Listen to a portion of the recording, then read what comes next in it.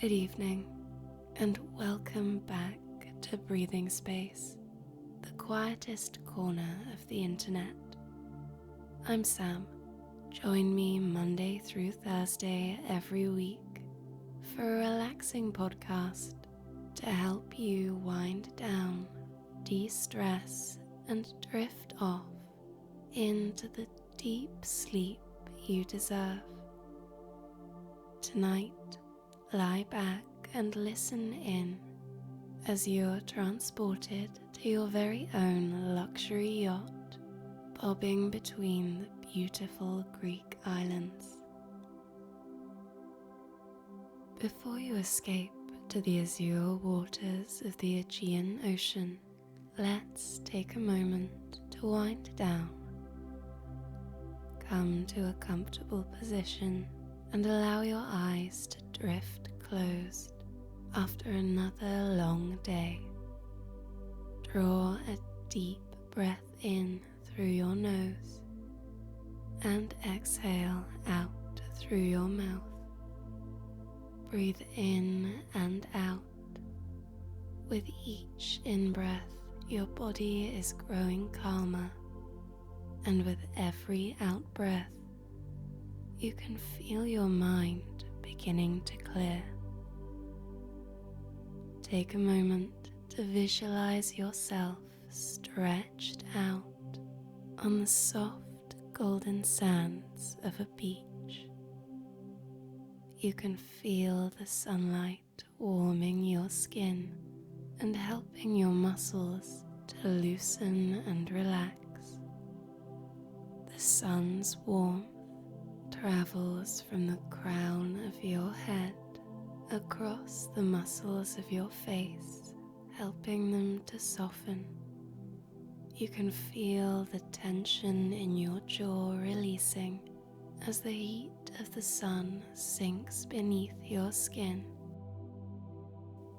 Feel that same warmth traveling down into your shoulders, helping them to sink back into the soft sand beneath you.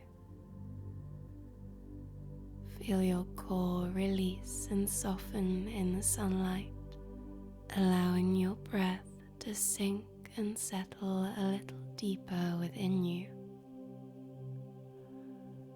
Feel your hips opening and your legs releasing as that gentle heat washes through them. Feel the tension bound up in your body, draining through the soles of your feet in the loosening heat. Lying there, know that this is your time to rest and relax, to wind down and de-stress. Now, if you're feeling ready, tonight's tale can begin. Your flight to Kos went by smoothly. Upon arrival at the airport, you picked up your bags and headed out to your taxi. The driver helped you load the bags into the boot, and together you got on your way. The short drive towards the southern tip of the island boasted stunning views. Though Kos is certainly on the tourist map, the south of the island, despite being only 40 minutes or so from the airport, receives far fewer visitors. Tonight, as you head south and leave the bustle and busyness of Kos town in the rearview mirror, you can feel yourself beginning to relax and settle in to the holiday mood. To your left, the Aegean Ocean stretches out in all its startling azure beauty. To your right, luscious hills roll on and on for miles into the distance. Every once in a while, a pristine white farmhouse interrupts the natural, unkempt beauty of the island, and the undergrowth surrounding the road gives way to farmland lined with olive trees and orchards ripe with fresh figs. When you finally arrive in the sleepy town of Cephalos, you tip the driver and he takes your bags from the boot, setting them on the ground with a smile. The air feels warm against your skin, even with the gentle breeze that blows off of the ocean. You can almost taste the salt in the air and note a hint of time wafting out of the tavernas that line the street. A woman with dark hair wanders out of the taverna across the street, throws her arms around your driver, and plants a kiss on both of his cheeks. They seem like old friends, you think, as he tucks his car keys into his pocket and follows her back into the restaurant. She ducks behind the bar and pours him a draft as he pulls up a stool. They settle easily into deep conversation before you can tear your eyes away. There's a warmth to the people here and their way of life that you can't help but find rather relaxing. You know from a brief search that the island of Kos has had a long and complicated history. According to mythology, it is the sacred land of the Greek god of healing. Kos's history dates back to prehistoric times, with some of its earliest settlers being the Minoans, the Aegeans, and later the Dorians. Tonight, though you landed in Kos Airport, not far from the island's capital, your journey has taken you to Cephalos, a small village on the coast from which you'll be chartering a luxury yacht. Cephalos is one of the oldest and most historically significant villages on the island. Founded in 700 BC, Cephalos, then known as Astypalaia, was built atop of a great hill by the sea. Wandering along the seafront tonight, you can still see that village atop of the hill. That settlement, once known as Astypalaia, has come to be known as Cephalos Old Town, and the strip of seafront you're walking along, though still considered a part of the same village, tends only to be frequented in the summer. Most of the families in the area still live in the old town at the top of the hill and close up their restaurants and shops on the seafront for winter when stormy conditions put a stop to the summer trade. You can't help but wonder what it must be like working for half of the year so you can relax during the slow, quiet winters with no one around. As you wander down the street, gentle music drifts from the tavernas lined up on your right. The peace and tranquility of the ocean stretches out endlessly to your right. As you wander down the street, gentle music drifts from the tavernas lined up on your right. The peace and tranquility of the ocean stretches out endlessly on your left. You find yourself thinking of the taxi driver and his friend once more, and try to imagine what life must be like on an island where you're never really more than a stone's throw from a face or place you know. You suppose that there's a great sense of comfort and security to that kind of life. Smiling to yourself at the possibility that perhaps you might find yourself living in that kind of community one day, you decide to walk a little further along the seafront to the dock you've arranged to board your yacht. The further down the street you wander, the quieter it seems to become. When you finally reach the dock, you find that your yacht is yet to arrive. As much was to be expected, for the weather has been fair all day and the winds light. No doubt the trip would take the crew you would be sailing with a little longer than planned. You duck into the taverna across the road. It's a quiet, quaint affair with a tremendous view of the sunset.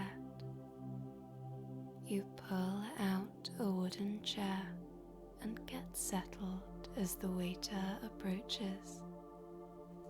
Eyeing the menu briefly, you ask for a glass of local wine, and the waiter seems happy to oblige you, recommending you try a particular bottle.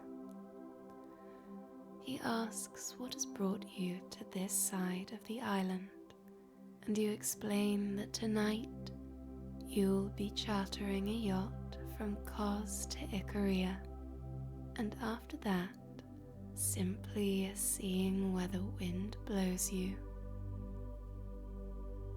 You have a whole month to explore the Greek islands as you wish. Ikaria is one of the most beautiful islands in the Aegean, the waiter assures you with a smile. Did you know it's one of only 5 blue zones in the world? He asks. You ask him what he means by that before sampling the wine, and as he tops up your glass, he explains that in blue zones, people tend to live far longer than average and enjoy much better health into their old age. Ikaria is a magical place, he says, as he places the cork back in the wine bottle and explains that he has an aunt living on the island who never seems to get a day older. The waiter seems convicted that time works differently on the island of Ikaria, that the clock hands simply must turn slower over there. With that, he disappears, leaving you to enjoy the crisp wine. You've read that there are certain health benefits to drinking locally sourced wine, and so feel rather guilt-free over your early evening indulgence. Gazing out at the ocean, your eyeline is fixed on the horizon as the sun sets beyond it.